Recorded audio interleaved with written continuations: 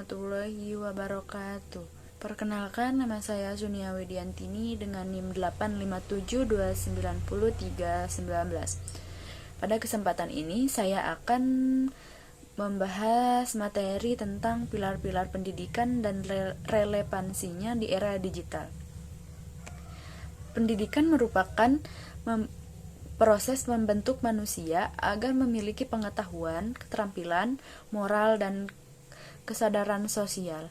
Dalam perspektif filsafat ilmu, pendidikan tidak hanya berfungsi sebagai transfer ilmu pengetahuan, tetapi juga sebagai proses pembentukan manusia yang beradab dan mampu berpikir kritis terhadap perkembangan zaman. Di era digital ini, pendidikan menghadapi berbagai tantangan seperti penyebaran informasi yang tidak valid, rendahnya literasi digital, menurunnya etika peserta didik, serta perubahan peran guru akibat kemajuan teknologi. Karena itu, pemikiran Ki Hajar Dewantara tentang pilar pendidikan menjadi relevan sebagai landasan filosofis pendidikan nasional. Yang kedua, makna pilar dalam perspektif pendidikan dan filsafat ilmu. Dalam konteks pendidikan, pilar berarti dasar atau tiang penyangga utama yang menopang seluruh proses pendidikan. Dalam kajian filsafat ilmu, pilar pendidikan berkaitan dengan ontologi, yaitu hakikat manusia dan pendidikan, epistemologi, yaitu cara memperoleh pengetahuan, dan aksiologi, yaitu nilai dan manfaat pendidikan bagi kehidupan. Artinya, pendidikan tidak hanya mengejar penguasaan teknologi atau ilmu pengetahuan, tetapi juga membentuk manusia yang memiliki nilai moral, tanggung jawab, dan kebijaksanaan dalam menggunakan ilmu. Di era digital, ilmu pengetahuan berkembang sangat cepat melalui internet dan media sosial. Namun, tanpa dasar moral dan etika, teknologi dapat disalahgunakan, seperti penyebaran hoax, cyberbullying, dan plagiarisme akademik. Oleh karena itu, pilar pendidikan diperlukan sebagai pedoman agar perkembangan ilmu tetap membawa manfaat bagi manusia. Yang selanjutnya, prinsip pendidikan menurut Ki Hajar Dewantara. Yang pertama, ingarso sung tulodo, yaitu di depan memberi teladan. Prinsip ini menekankan bahwa guru atau pendidik harus menjadi contoh dalam sikap, perilaku, dan penggunaan ilmu pengetahuan. Relevansi era digital dalam pembelajaran daring, guru tidak hanya mengajar materi, tetapi juga memberi teladan dalam etika digital, penggunaan media sosial, kejujuran akademik, serta sikap bijak dalam menyebarkan informasi.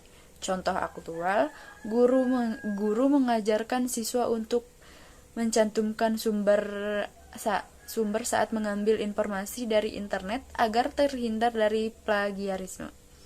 Analisis filosofisnya dalam filsafat ilmu harus digunakan secara bertanggung jawab.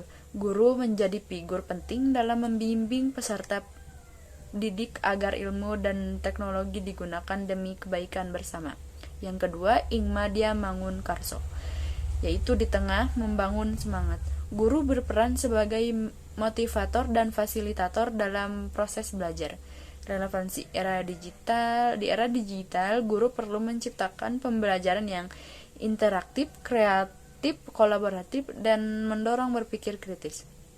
Contoh aktual, penggunaan video pembelajaran, kuis online, diskusi virtual, dan proyek digital. Menurut filsafat ilmu, pengetahuan berkembang melalui proses berpikir, diskusi, dan pengalaman. Oleh karena itu, siswa tidak hanya menerima informasi, tetapi juga harus aktif mengolah dan mengkritisi informasi yang diperoleh. Dan yang ketiga, tuturi handayani, yaitu di belakang memberi dorongan. Guru memberikan dukungan agar peserta didik mampu berkembang secara mandiri. Saat ini, siswa dapat belajar dari berbagai sumber digital, seperti e-book, video edukasi, platform pembelajaran online, dan kecerdasan buatan. Guru berperan sebagai pembimbing agar siswa mampu memilih informasi yang benar dan bermanfaat. Contoh aktual, guru memberi kebebasan siswa membuat proyek digital seperti podcast edukasi atau video presentasi. Dalam filsafat ilmu, tujuan pendidikan adalah membentuk manusia yang mandiri dan mampu menggunakan ilmu untuk memecahkan masalah kehidupan. Yang selanjutnya, relevansi pilar pendidikan terhadap persoalan pendidikan nasional. Beberapa persoalan pendidikan nasional saat ini antara lain rendahnya karakter dan disiplin peserta didik, penyalahgunaan teknologi, rendahnya literasi membaca, ketimpangan akses pendidikan digital, dan kurangnya kemampuan berpikir kritis. Pilar pendidikan Ki Hajar Dewantara dapat menjadi solusi karena menekankan pendidikan karakter, mengutamakan keteladanan guru, mendorong kreativitas dan kemandirian, serta membangun pendidikan yang humoris. Di tengah perkembangan teknologi dan kecerdasan buatan, pendidikan tidak boleh kehilangan nilai kemanusiaan. Teknologi harus menjadi alat untuk meningkatkan kualitas pendidikan, bukan menggantikan nilai moral dan peran pendidik.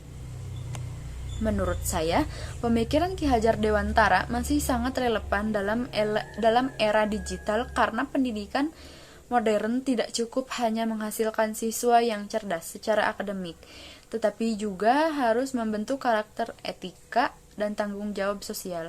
Dalam perspektif ilmu pengetahuan dan teknologi harus digunakan untuk menciptakan kemajuan yang bermanfaat bagi manusia.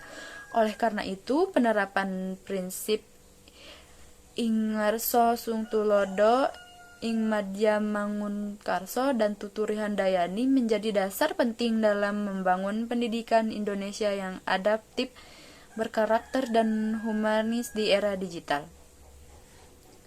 Kesimpulannya, pilar-pilar pendidikan menurut Ki Hajar Dewantara merupakan fondasi penting dalam pendidikan nasional.